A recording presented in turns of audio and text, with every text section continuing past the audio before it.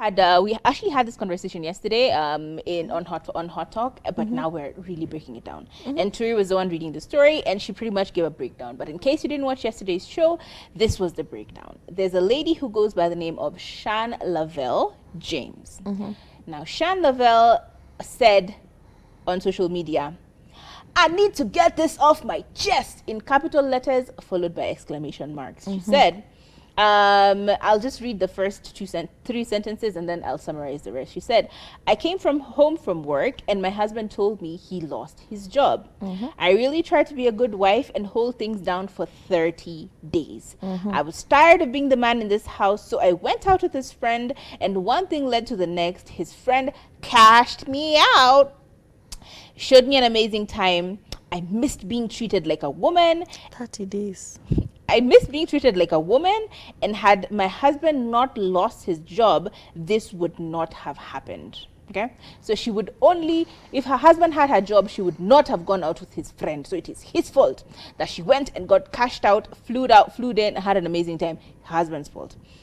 Concludes by saying, "He's calling me a cheater, but his job as a man is to provide. I was not wrong, and I refuse for him and his family to tarnish my name."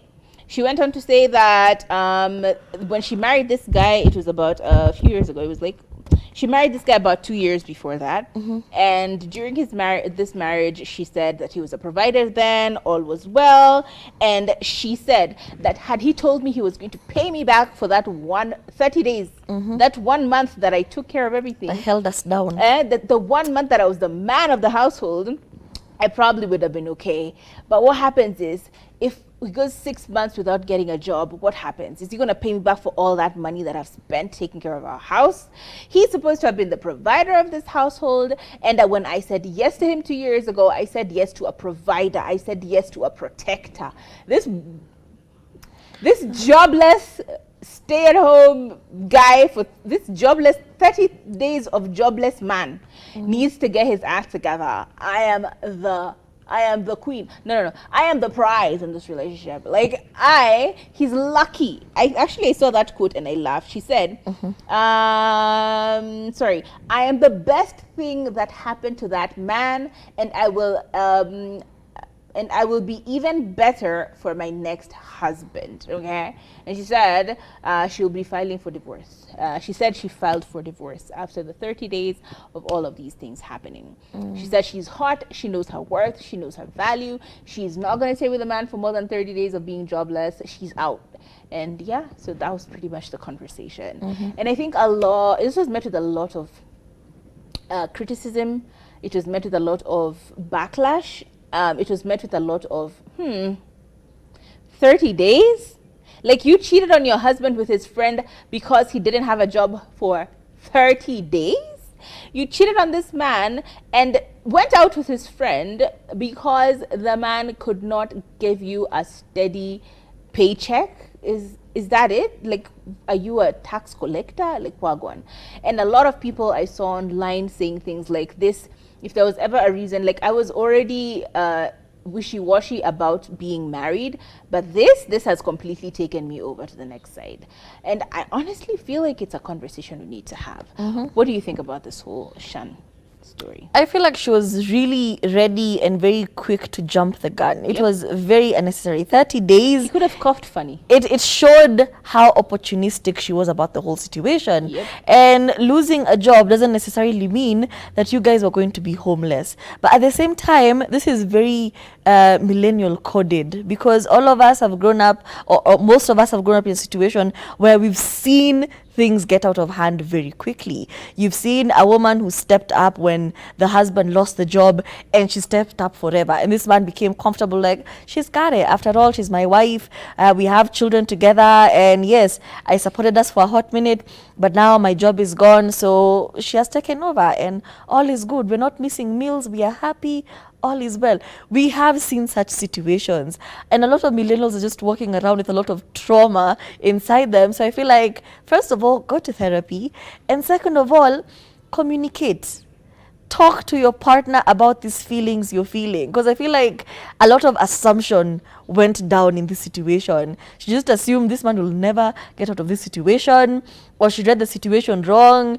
You know, sometimes when you lose your job, you're a bit depressed. So maybe I've been in these sweatpants for like 3 days. I'm also coming to terms with the fact that I had a reliable source of income and it's not here anymore. So that I'm just breathing. Can I just breathe? This man did not even have a chance to breathe, to sit down and gather his thoughts. He was not given that opportunity in his marriage. Not his relationship with his girlfriend, in his marriage, a place that's supposed to be such a safe space. He was just like, you're either working or you're not. Can you get out? So I feel like they should have communicated these feelings. Say, hey babe, I'm a bit scared. What's the way forward? What do we do about this? Do we need to downsize, as Kathami had talked about, yesterday? Do we need to budget for things? Do we need to move? Do we need to get another job? This, communicate what you're feeling in the moment. At least you're on the same page. You know, my baby's scared. I can't be walking around looking unshaven. I'm also giving her anxiety. She's also feeling some type of way. So, 30 days. My God.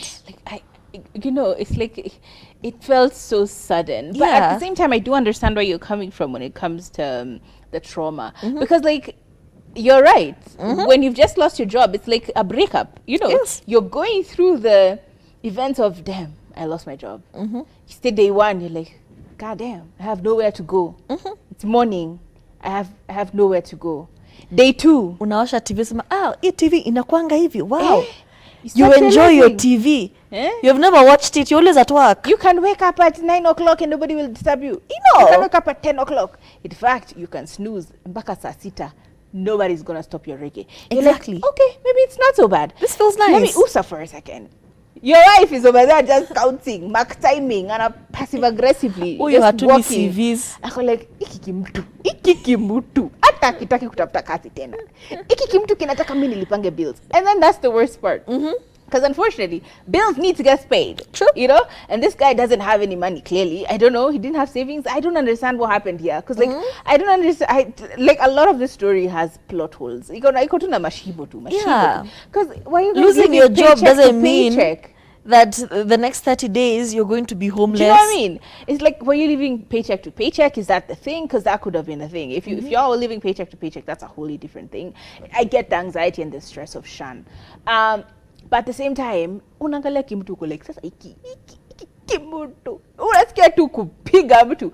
And then you remember the way you had a manicure appointment that you have to now cancel. Because, your manicure appointment money. Hiyo ni pesa ya gas. Yes. You can't do your nails namna food. You were supposed to go and get your hair did. You were supposed to go on a fashion bust down haul. When they uko ufanye a new fashion line. What am I saying? Buying a haul, getting a haul, or what do you call those? Doing a wardrobe switch up. And then now suddenly your husband is just like, ain't nobody got money for that. So I get that, the anger, the resentment. Or she could have had a dad who did exactly the same thing. Decided one day to wake up, akapiga cruise control. When he saw the wife took it up, ndio tunama newspaper. Let me tell you, these things happen. We don't know Shan's story. However, at the same time, as we said, there are two important things. One, Turi has mentioned, was open communication, very important. Another one, let's have a conversation about budgeting. Let's have a conversation about how we're dealing with money going forward. Another very, very, very, very, very, very, very important one is you need to have a conversation about divvying up responsibilities. Fine, you're not working for now, you're looking for a job. As you look for a job, I'm working, which means I need to be out of the house at like 6 a.m. I'm not then going to come back home and like sort out dinner and like sort out the kids and True. You need to take up that responsibility, or at least help me out in the places where I have holes in my plot.